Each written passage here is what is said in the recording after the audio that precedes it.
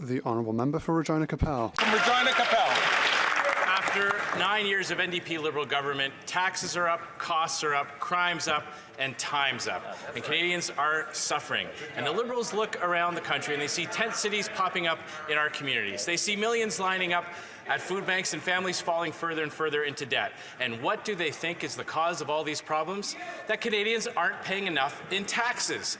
That must be why they've already hiked the carbon tax 5 times and why they're going to hike it to 61 cents a litre. How can making everything more expensive provide any relief for Canadians? The Honourable Deputy Prime Minister, Minister of Finance. Mr. Speaker, I am glad that the Conservatives are finally talking about the economy because it gives me a chance to highlight some good economic news we've had. Last week, we learned that inflation in August was at 2%. In fact, for all of this year, inflation has been within the Bank of Canada's target range. That means interest rates are coming down. Meanwhile, wages have been outpacing inflation for 19 months in a row. But the Conservatives don't like to talk about that because good news for Canadians is bad news. Yeah, exactly. The Honourable Member from Regina Capel. She can tell all the people lining up at food banks that they've never had it so good, and she knows that prices are not coming down. She also knows that her carbon tax won't stop a single forest fire or flood. They've admitted that. So Canadians get the brutal double whammy of all the extra costs associated with natural disasters, plus the carbon tax on top of it. And now the NDP leader is trying to pull off another stunt. He's trying to fool Canadians that he's got some new position on the carbon tax. In reality, he loves it. He's voted for it 24 times. If they're so sure that Canadians love their carbon tax, why don't they take it to the Canadian people and let them decide in a carbon tax election?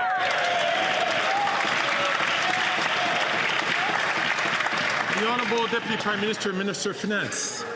Mr. Speaker, all these Conservatives know how to do is talk Canada down. And you know why that is? It's because they don't want Canadians to ask themselves what the Conservatives really stand for. That's because the Conservatives have a hidden agenda. Yes. They have a hidden austerity agenda. And it is time for us all to ask ourselves, what would they cut? Would they cut childcare? I think so. Would they cut dental care? I think so. Would they cut our housing plan? There she would.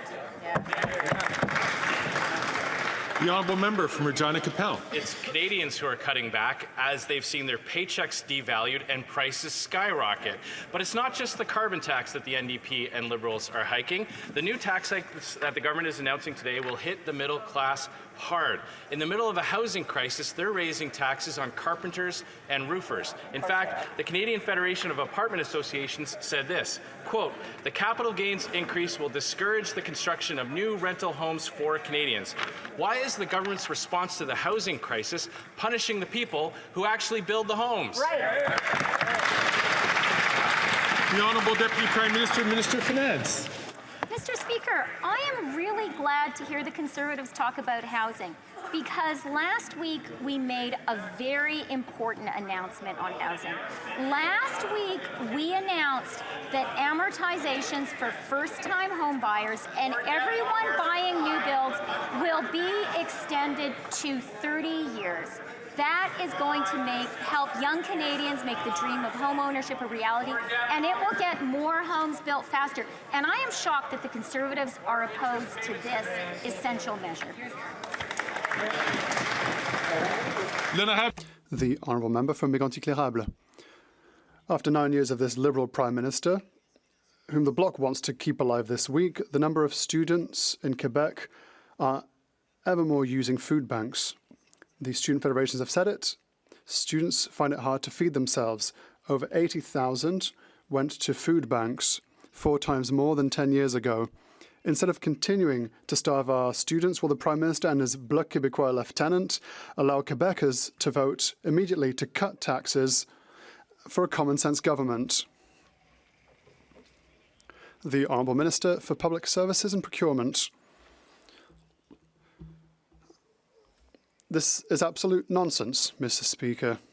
The member says how difficult people are finding it to feed their children, how there's too many children who go to school on an empty stomach.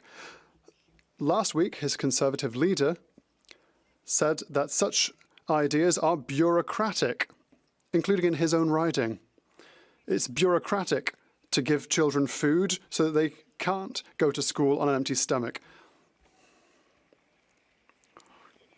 The Honourable Member for Mégantic-L'Érable. I invite the Liberals to look at the situation in its face. The Bloc should flee because housing and food costs have doubled in the last few years. We're paying $1 billion in interest on our debt every week, all because of the $500 billion of inflationary spending that the Bloc supported. Everyone has been paying for this. Does the Prime Minister, supported by Le Bloc Québécois, understand that enough is enough and that we can no longer afford his incompetence? The Honourable Minister for Public Services and Procurement. Let us talk about incompetence. Incompetence is stopping children from being able to eat in the morning and stopping MPs from supporting kids who have to go to school with an empty stomach. There are food banks in his riding. Will he go there to explain to them why it's bureaucratic to stop children from eating their fill in the morning? The Honourable Member for La Prairie. The Liberals have a choice. They can correct an injustice to seniors by improving old age security for 65 to 74-year-olds. If they don't, well, they'll be solely responsible for causing an election. It's as simple as that. All retirees deserve support in the face of the rising cost of living. And this government is in no position to tell them they can't afford it. It has offered $83 billion in tax credits to oil companies, in addition to a lovely $34 billion pipeline. Now the Liberals have a choice. Seniors or elections? The Honourable Minister for Labour and Seniors. Mr. Speaker, this government has always chosen seniors. Unfortunately for our friends across the way, it's not always the case. Why have they voted against reducing the retirement age from 67 to 60, from 67 rather to 65? Why did they choose not to support the most needy Quebec seniors? At every turn, the Bloc Québécois voted against. What about dental care? The Bloc Québécois voted against dental care, Mr. Speaker. The Honourable Member for La Prairie. Just a reminder, oil companies received $83 billion in tax credits, and there was a bonus $34 billion pipeline. Meanwhile, pensioners aged 65 to 74 are being deprived of 10% of their pensions. That's a lot of generosity towards multi-billion-dollar oil companies out west, only to then tell Quebec seniors, well, I'm sorry, you're too expensive. Clearly, the oil companies are a Liberal priority. Our priority is seniors. It is high time the Liberals put their priorities in the right place. Are they going to improve pensions for all seniors or trigger an election? The Honourable Minister for Labour and Seniors. I would like to invite my colleague, and I know that he wants to be specific in his words. We have never cut aid to seniors. Everything we've done, despite their opposition, all we have done is increase support for Quebec seniors and Canadian seniors. The Bloc has systematically voted against. I'd like to ask my colleague to correct himself in his statements. We've never cut in senior budgets. The Honourable Member from Burnaby South. $100 for a doctor's appointment. For-profit corporations like Loblaws are forced... Colleagues, it's important for the person who has the floor to take the floor so that the Speaker can hear the question and making sure that they get a clear answer. The Honourable Member from Burnaby South. $100 for a doctor's appointment. For-profit corporations like Loblaws are forcing patients to pay to see a doctor. Now, the Conservatives love this because their chief strategist, Jenny Byrne, also doubles as a chief lobbyist for Loblaws. The Liberals promised a crackdown. That turned out to be a letdown. Why does a Liberal government continue to let big corporations rip off Canadians and stop defending and not defend our healthcare system. The Honourable Minister of Health. Well, Mr. Speaker, the NDP had a choice. Continue working on pharmacare, continue working on dental, continue working to improve our health system, or to cave to a bully. And here's the facts, Mr. Speaker. If the NDP can't stand up to the Conservative leader, then how are they going to stand up for Canadians? The reality is we're going to keep fighting to improve our healthcare system and work on the basis of collaboration. We're not going to cave to the bullying of the Conservatives across the way, and we're going to make sure that every Canadian gets dental care, pharmacare, and yes, to make sure that we revolutionize primary care. The Honourable Member for Burnaby South. Again and again to big corporations that are ripping off Canadians, and they've not stood up to the Conservatives. Au Quebec. In Quebec, the CSN says no profit on illness and sickness. We know that the Conservatives want to see CEOs enrich themselves upon the backs of the sick.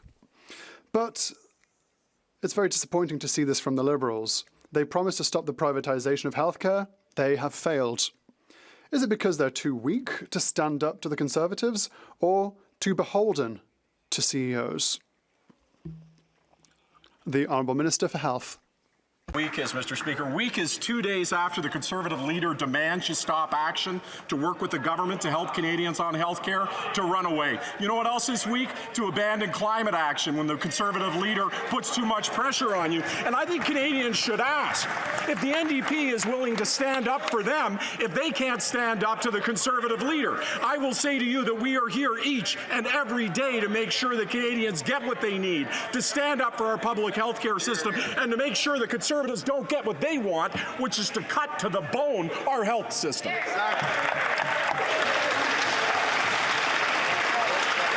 The Honourable Member from Stormont Dundas, South Glengarry. After 9 years of NDP Liberals, taxes are up, costs are up, crime's up, and time is up. Here's how bad the carbon tax has driven up inflation in food costs in Toronto. The Daily Bread Food Bank says their monthly usage has gone from 60,000 to 350,000 people per month. That's a 480% increase. Pre-COVID, they spent $1.5 million per year on food. Today, $29 million. Their only solution is to quadruple the carbon tax to 61 cents a litre. Instead, why don't we have a carbon tax election so Canadians can decide? The Honourable Member for Families, Children and Social Development. Thank you, Mr. Speaker, and I'm thrilled to have the opportunity once again today to talk about what's up, Mr. Speaker. I'll tell you what's up. Women's participation in the workforce is way up and has reached a record high. New childcare spots are being built, and that means 250,000 new spaces by 2026, Mr. Speaker. We know the Conservatives would like to cut these programs, but on this side of the House, we will fight for Canadians. The Honourable Member from Stormont Dundas, South Glengarry. The Liberals will make you think you've never had it so good, despite millions of Canadians having to line up at a food bank every month. And we just don't know how many more facts they need to see about how damaging the carbon tax really is. The trucking industry says it adds $4 billion a year. Farmers are going to pay $1 billion more in carbon taxes, and food banks in every part of this country are seeing skyrocketing use. And their own budget documents say it blows a hole of about $35 billion at least in the economy. Again, if they're so confident, call an election and let Canadians decide on the carbon tax for themselves. The Honourable Minister for the Environment and Climate Change. Thank you, Mr. Speaker. Interest rates are down, inflation is down, gas prices are down, and pollution is down, Mr. Speaker. Pollution levels are at their lowest level in 25 years, Mr. Speaker. What we've achieved is the equivalent of removing from our roads 69 million cars less pollutions for Canadians, for our kids, all across the country. We're fighting for climate change, we're fighting for Canadians, we're fighting for a better future for all Canadians, Mr. Speaker.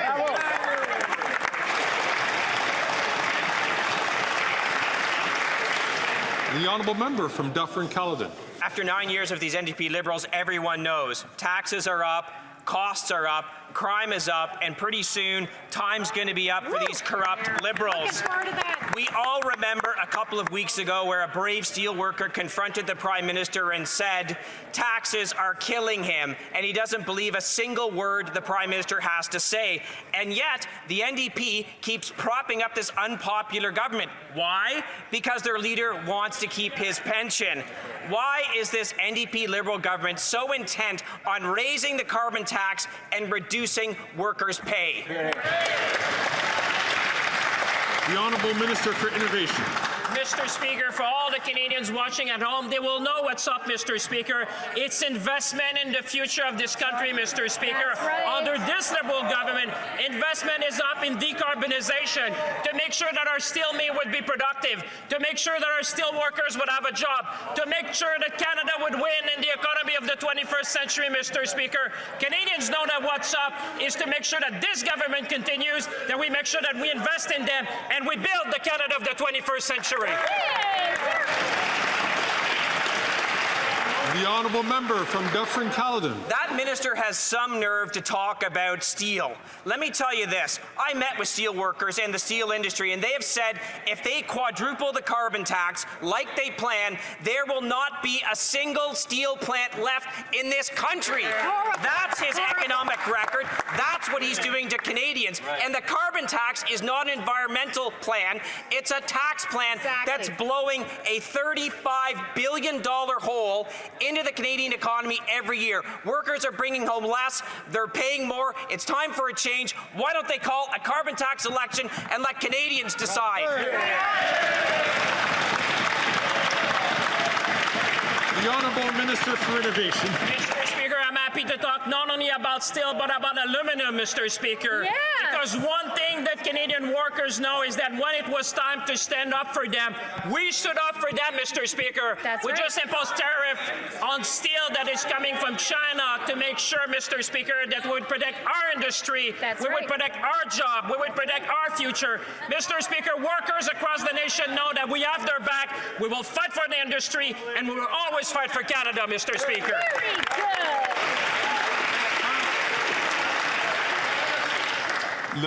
The Honourable Member for Charlesbourg-Haute-Saint-Charles.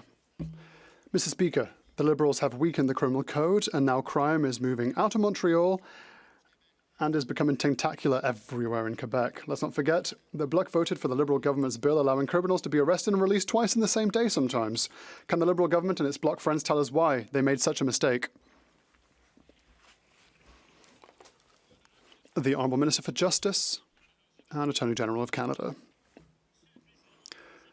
Mr. Speaker, with regards to release on bail, what we did is that we changed the rules with the support of all parties in this House. We also increased penalties for certain crimes like car theft.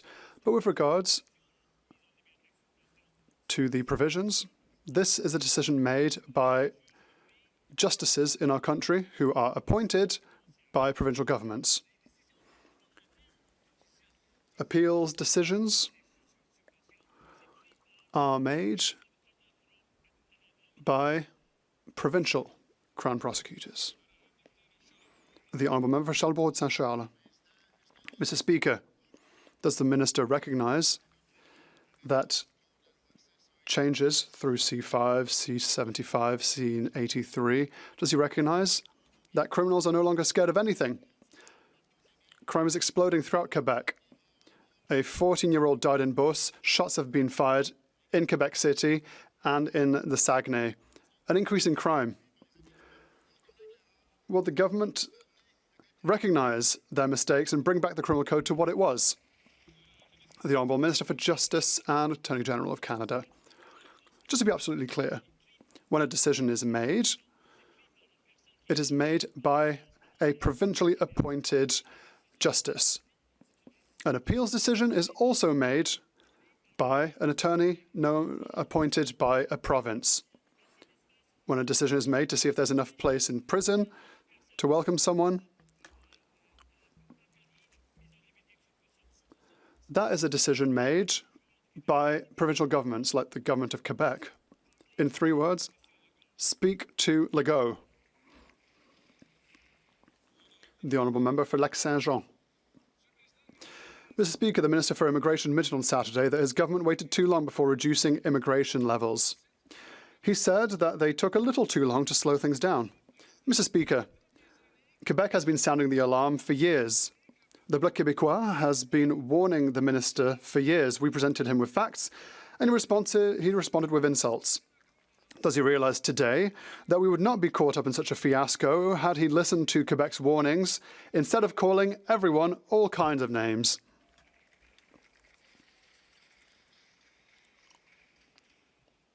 The Honourable Minister for Immigration, Citizenship and Refugees. Thank you, Mr. Speaker. I nearly heard a compliment in my regard from my colleague, perhaps thinly veiled, but from here on in, I expect the Bloc to support our measures that will allow us to reduce immigration by temporary immigration by 7.5%. I hope that we will have his personal collaboration, because last time he contacted my office was to increase the number of temporary workers. The Honourable Member for Lac-Saint-Jean. I think that he's mixing a few conversations that were private. To quote the Minister again, it's always easy to look back and say, well, we should have done this or that. Mr. Speaker, what would have been easy is to listen when it was time to do so.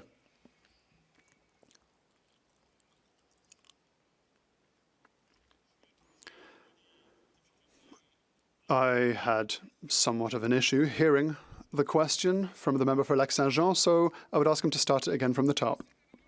To quote the Minister again, it's always easy to look back and say we should have done this or that. Mr. Speaker, what would have been easy is to listen when it was time. Quebec warned him. The Bloc Québécois warned him.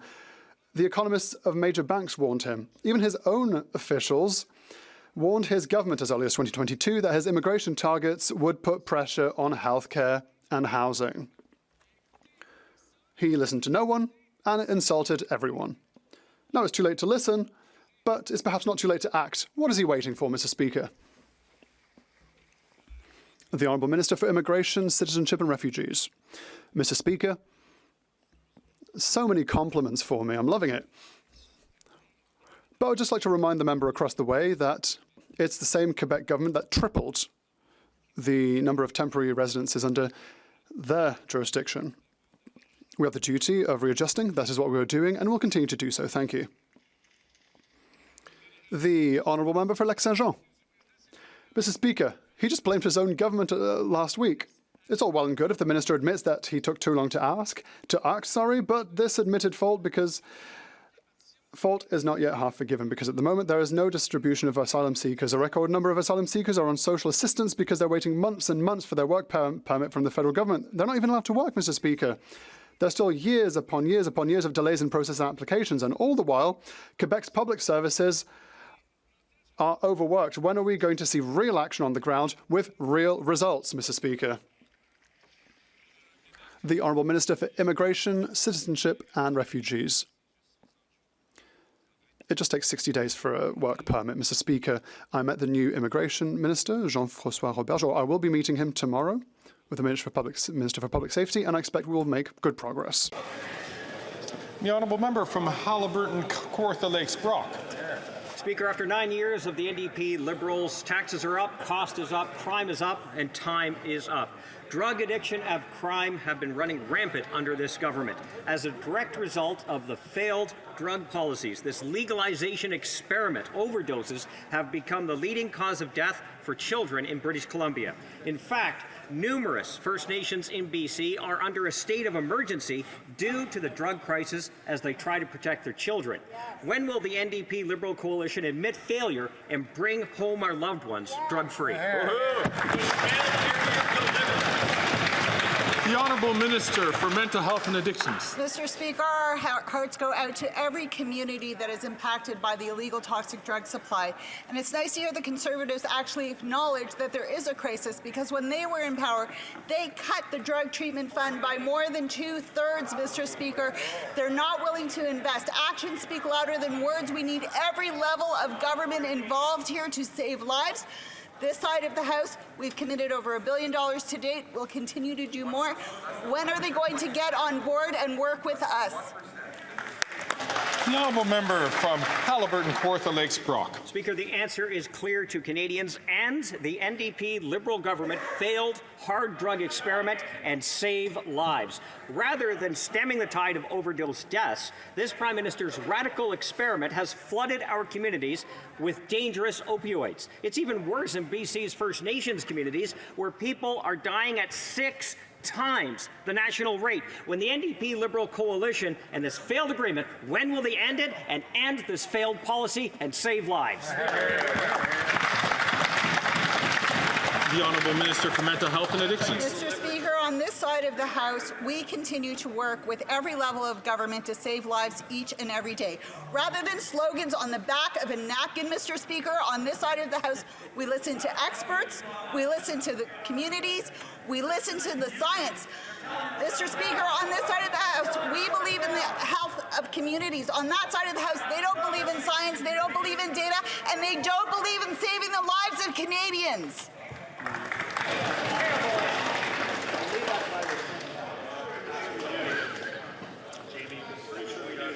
The honourable member from King Vaughan. After 9 years of this NDP Liberal government, taxes are up, costs are up, crime is up, time is up. Mr. Speaker, across this country we are seeing seniors line up to get their groceries from food banks, skipping medication and living in tents. Mary, a senior in Maple, showed me her heating bill. She received $44 worth of gas but paid $46 in carbon tax. The NDP leader is keeping the Prime Minister in power so he can secure his pension. Why won't the NDP Liberal government call a carbon tax election and let Canadians decide?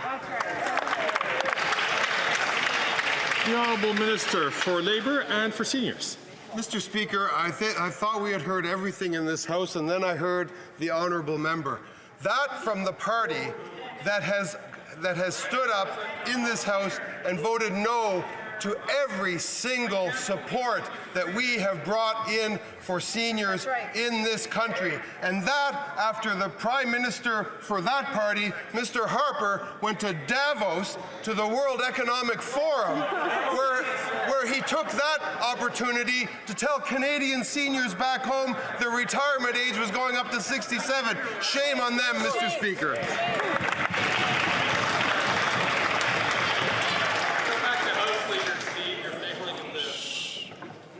The honourable member from London Fanshawe. Lebanese Canadians in my community and across Canada are frightened as the region experiences unprecedented explosions and airstrikes. They've been trying to rebuild Lebanon for years. They don't want a war.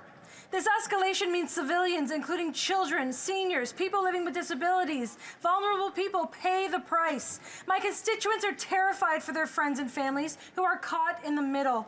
This government needs to be pushing for peace so all those in the region can be safe. Can this government tell us what exactly they're doing to de-escalate the situation and prevent a wider war? The Honourable Parliamentary Secretary. Thank you, Mr. Speaker. Canada is following closely the situation between Israel and Lebanon, both because of the danger of escalation in the region, but also because the high number of Canadians in Lebanon. As we have said since October, Canadians should avoid all travel to Lebanon, and Canadians in Lebanon should book a commercial flight to leave the country. No country or nation stands to gain from any further escalation. Thank you, Mr. Speaker. The honourable member from Hamilton Centre. This Liberal government is allowing the rampant wage theft of truck drivers. Drivers who bring essential goods to Canadians are being taken advantage of because neither Liberals nor the provincial Conservatives have the courage to crack down on shady bosses. Our hardworking truck drivers deserve a government that fights for them, one that ensures they get paid for their work. Mr. Speaker, when will this Liberal government finally enforce the Labour Code to protect vulnerable workers and stop the brazen wage theft? The Honourable Minister of Labour and for Seniors. Well, of course, Mr. Speaker, the NDP, had they stayed in on a cooperative basis with us, they would know that we have worked closely with both workers and businesses to find an effective and fair solution to this problem. In fact, earlier this year, we changed the Canada Labour Code to stop employers miscasting employees as independent contractors. And any employer, Mr. Speaker, who knowingly misclassifies an employee to avoid their obligations is breaking the Canada Labour Code and will face consequences. Good job. The honourable member from Scarborough-Agincourt. Mr. Speaker, 750,000 Canadians have already received care through the Canadian Dental Care Plan, and that number will keep rising.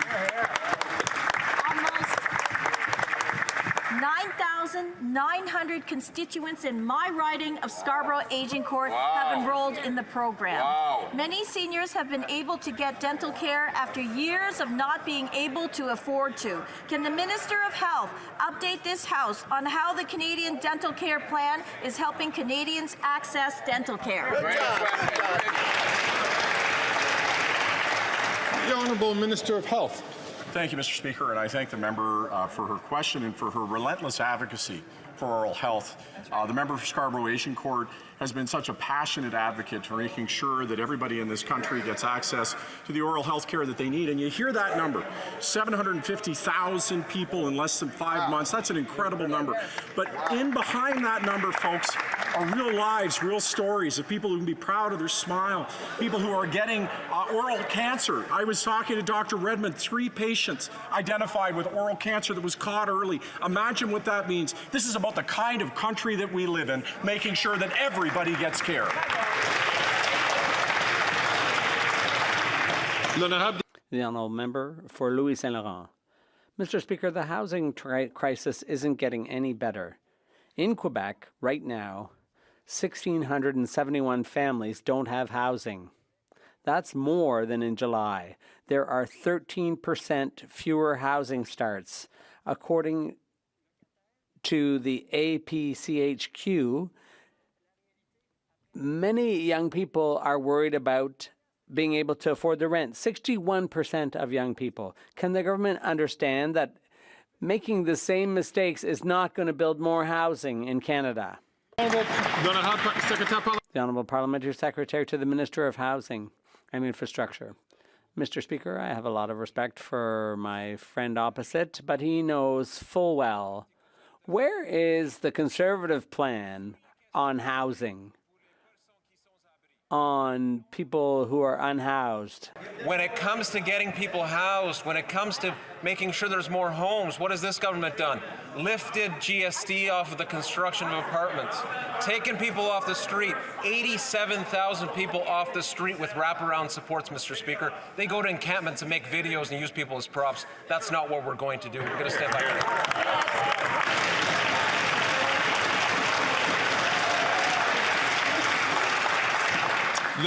The honourable member for Louis Saint Laurent. Mr. Speaker, I have a lot of respect for my friend opposite, especially dressed like we are today.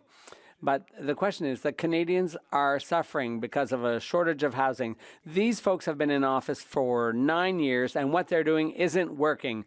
One thing's for sure on this side, our plan is not based on what the government opposite has done, all the while enthusiastically propped up by the Bloc. 28% of Canadians are thinking of leaving the country because of that. Have you thought about that? I'd just like to remind all members that questions are to be put to the chair in order to maintain a certain atmosphere in the House. The Honourable Minister of Public Services and Procurement.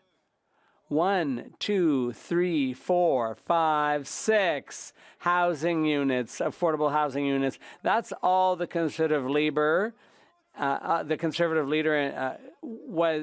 got built all across the country in the whole time his party was in office. And yet there are 160 affordable housing units that were built in the member opposite's riding in recent months. And so obviously it's the Conservative leader who's incompetent on this file. The honourable member for Chicoutimi-Lafitte.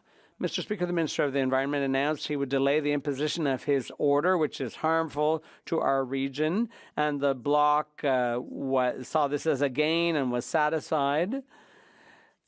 But this order will ultimately be implemented and will kill 1,400 forestry jobs in our region. It's just a matter of time.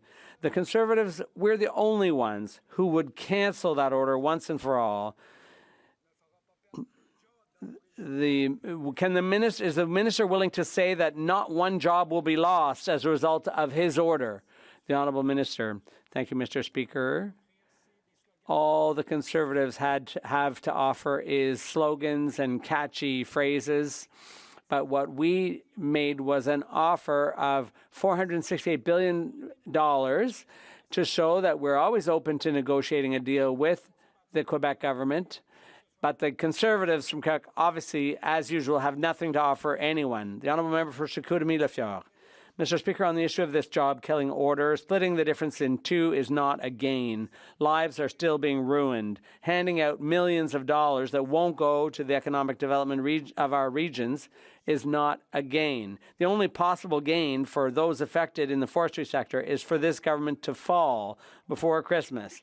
I can't put the question to the bloc, but what does the minister have to say about a minimum of, to the 1,400 forestry workers minimum who will lose their jobs for sure? The Honourable Minister of Climate Change and the Environment. Mr. Speaker, whether it's combating climate change, where the Conservatives have nothing to say, or on the issue of air quality, water quality, the Conservatives are basically the only ones who don't get it. Workers, unions, companies, the regions, the experts all know that there's no future in the forestry industry if we don't protect the forests adequately. No one but the Conservatives questions that. We are there to work with all stakeholders and the government of Quebec to find a solution. The Conservatives can just keep talking to themselves. The Honourable Member for Drummond. Let's talk about the Liberals' former Quebec lieutenant who was on Tout le monde en parle recently. When he announced he was stepping down to run for the PLQ leadership, he was asked about Amira El-Gawabi, whose resignation was called for unanimously by the National Assembly. Unanimously. He said he would have voted the same as everyone else in the National Assembly, but that's funny. He didn't say anything about her when he was minister. How many Quebec Liberals want her to leave but don't have the courage to say so? The Honourable Minister of Public Services and Procurement. Thank you, Mr. Speaker. I've worked for a long time in diversity, in the university circles in Quebec. I know how hard universities are working to hire people on the basis of merit, but as we know, all across Canada and all throughout Quebec, diversity is one of the strengths of our university, and that's why we will always work with the government of Quebec and those who are fighting discrimination and fighting for inclusion so that all institutions, all individuals, all universities make the right choices under the right circumstances.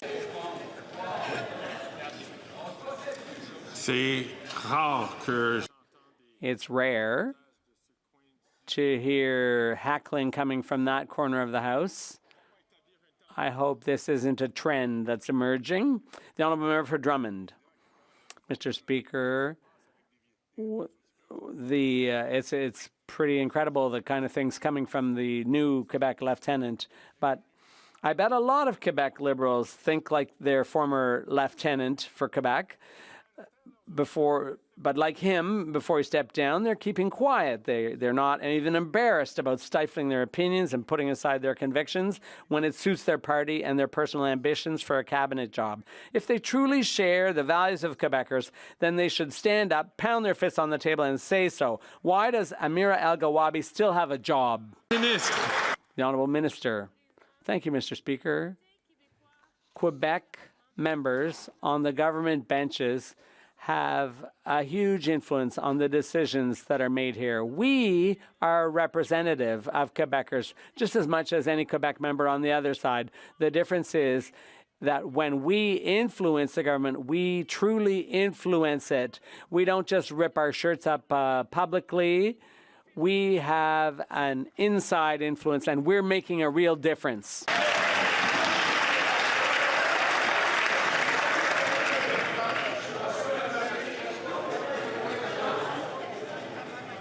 The honourable member from Calgary-Mindapore.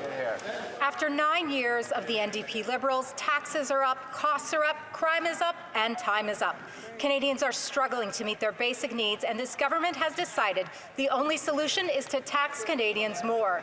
This new capital gains tax will add a 30% tax increase on food producers at a time when the cost of food has already skyrocketed. The last thing Canadian families need is increased financial stress because of tax on our food supply chains. Why is this NDP Liberal coalition imposing this job-killing tax hike on Canadians? Great question. Why?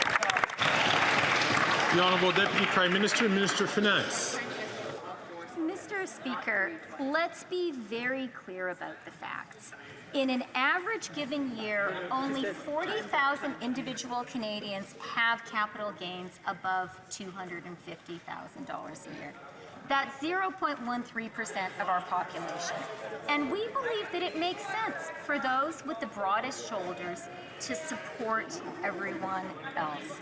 Conservatives can tie themselves in knots, trying to justify policies that are ultimately about austerity and cuts. That's not. The honourable member from Calgary-Mindapore. Well, they certainly gave their uber-rich friends enough time to move their money and are about to give their best friend, carbon tax Carney, $10 billion. Not only will this new capital gains tax increase financial stress, but it will prevent families from transferring wealth to the next generation. The Canadian dream is to build a foundation that you can pass on to your children. The capital gains tax is now increasing the pressures on Canadians as they pass on their wealth, their businesses, and their farms. Why does this NDP Liberal coalition want to kill the Canadian dream? The Honourable Deputy Prime Minister and Minister of Finance.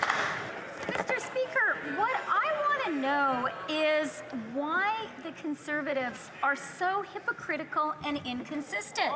There was a Conservative who said in 2020, and I quote, "The wealthiest 1% who own the most expensive and luxurious real estate and have in their portfolios the most stocks and bonds and other financial instruments will continue to see their net worth expand, having done nothing, by the way, to deserve that expanded net worth."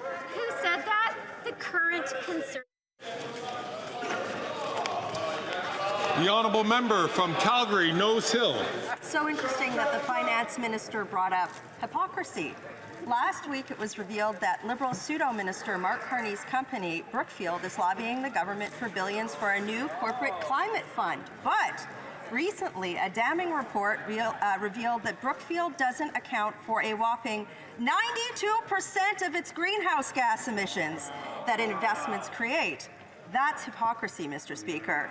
Can the Environment Minister confirm that he and his NDP Liberal partners won't help wealthy unregistered lobbyist Mark Carney get rich by giving billions in subsidies to his greenwashed company?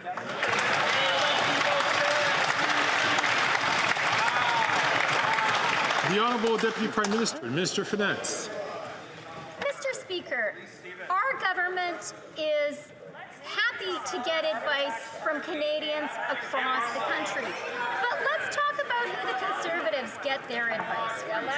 They get advice on the cost of living from a Loblaws lobbyist. They get advice on foreign policy and on Ukraine from Elon Musk and Tucker Carlson. And they get advice on women's rights from misogynists and the far right. We will take no lessons from them. That's right. The Honourable Member for Saint-Léonard, Saint-Michel. Mr. Speaker, more than 9,000 of my constituents in Saint-Léonard, Saint-Michel are getting dental care thanks to the Canadian Dental Care Plan. This is a historic investment that benefits many Quebecers, especially seniors, and ensures access to the health care they need and deserve. Can the Minister of Public Services and Procurement explain how the Canadian Dental Care Plan helps Quebecers get the care they so desperately need?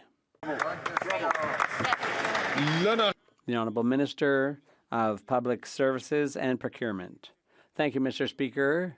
congratulations to the member for Saint-Léonard Saint-Michel for the outstanding success of the Canadian Dental Care Plan in her riding. And that's true for the 750,000 Canadians who've had access to dental care in recent months. Unlike the member for Lévis-Bellechasse, Les Etchemins, she actually wins top prize. She's had 18,000 seniors in her riding seek out free dental care. No congratulations to the Conservative leader who still has nothing good to say about the Canadian Dental Care Plan. Thousand Islands and Rideau Lakes. After 9 years of these NDP Liberals, taxes are up, costs are up, crime is up, and time is up for this high-flying, jet-setting Prime Minister who's off to New York to... I'm sorry. The honourable member has a voice that carries, but I'm still having difficulty hearing his voice. If I could ask members, please. If I could ask all members, please, to have either quiet conversations or so that we can the chair can hear the answer.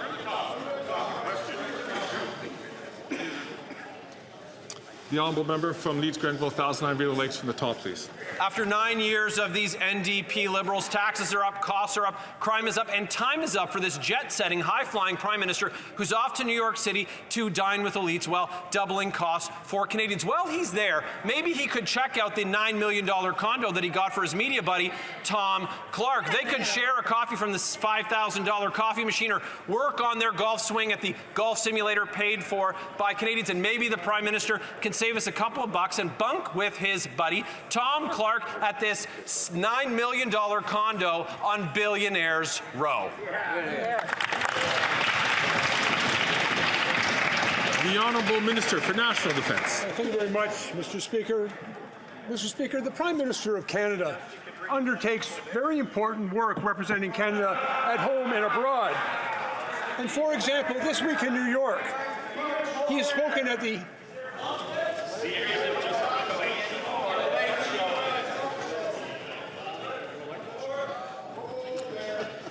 The Honourable Minister, I'll invite him to start from the top, please.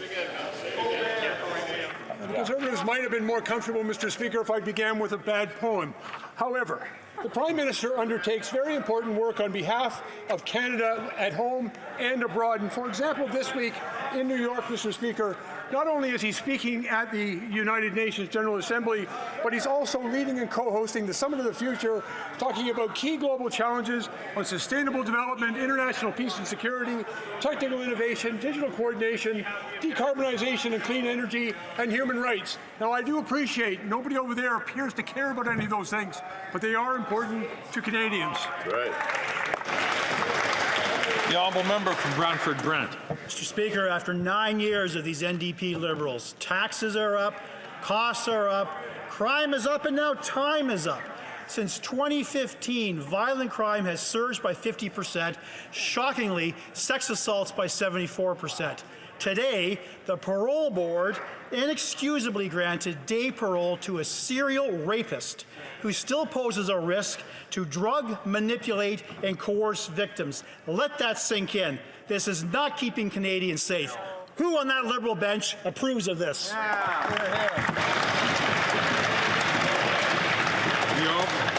The Honourable Minister for Public Safety. Mr. Speaker, my colleague knows very well that the parole board by law operates independently from the government. Our responsibility is to ensure that the appropriate men and women serve on the parole board, something we have done with great seriousness. They know that the most important criteria in terms of an independent decision made by this quasi-judicial tribunal is public safety. My colleague knows that very well, and he should be careful not to increase public cynicism in a way that doesn't serve public safety. He knows very well that's incorrect.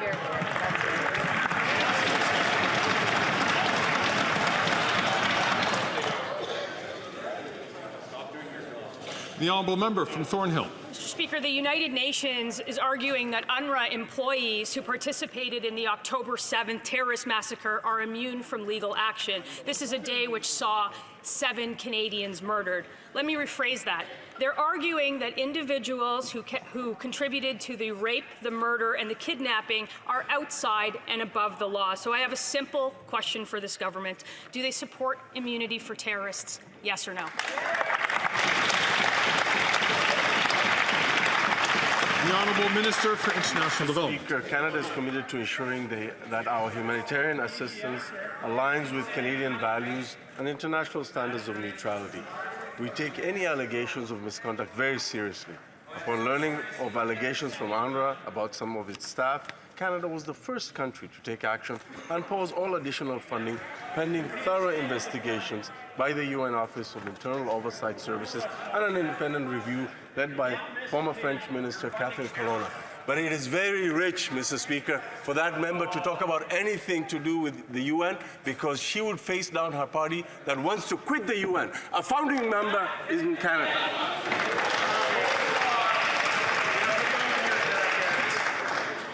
The honourable member from West Vancouver, Sunshine Coast, Sea to Sky Country. Mr. Speaker, it's become abundantly clear that the Conservatives would cut the Canadian dental care plan, taking away coverage from 2.4 million Canadians who've already enrolled in the program, with more signing up every day. That's more than 282,000 British Columbians. Will the Minister of Citizen Services please update the House on the work being done by the government? The Honourable Minister for Citizen Services. Well, thank you, Mr. Speaker. And my friend from British Columbia is correct. 2.4 million Canadians currently have their membership card.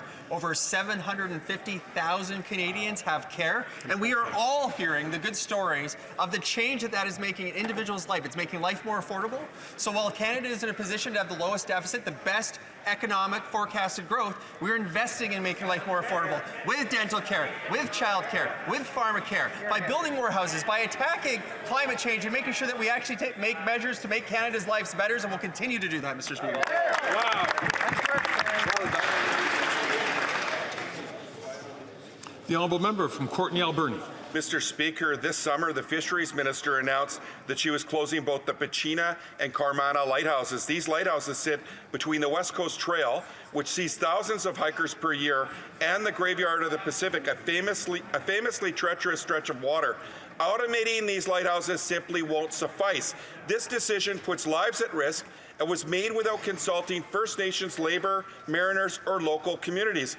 Will the Liberals pause this plan, do the proper consultation, and invest in keeping coastal people safe? Hear, hear. The Honourable Parliamentary Secretary to the Minister of Fisheries, Oceans and Coast Guard. Mr. Speaker, and to the member opposite for the question. We're aware of the cultural and historical significance of the lighthouses along the West Coast Trail. After an engineering investigation and assessment this year, the Canadian Coast Guard determined the locations were no longer suitable for the Canadian Coast Guard personnel to operate them safely.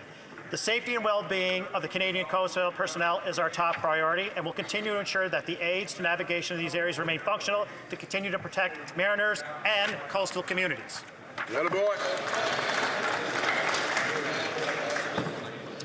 The honourable member from Kitchener Centre. Mr. Speaker, 4 years ago to the day, this government promised a new Canada Disability benefit modeled after the Guaranteed Income Supplement. The GIS supports millions with maximum amounts of over $1,000 a month. The CDB, it's slated to deliver a maximum of just $200, and that's the select few who can qualify for the disability tax credit. Shame. Consultations on regulation for the benefit close today. Will this government listen to the disability community and deliver a Canada Disability benefit aligned with their promise 4 years ago? Now. The Honourable Minister for Diversity, Inclusion and Youth. Thank you, Mr. Speaker. Mr. Speaker, we are absolutely committed to making sure that we are delivering on the Canada Disability benefit. Mr. Speaker, we are stepping up and making sure that more than 600,000 Canadians with disability will get the Canada Disability benefit. Mr. Speaker, this is what happens when we all work together to deliver for Canadians, and we're absolutely committed to making sure we get it through the finish line. Thank you. So comes to an end of question period. I understand that the Deputy Prime Minister, Minister of Finance, is rising on a matter.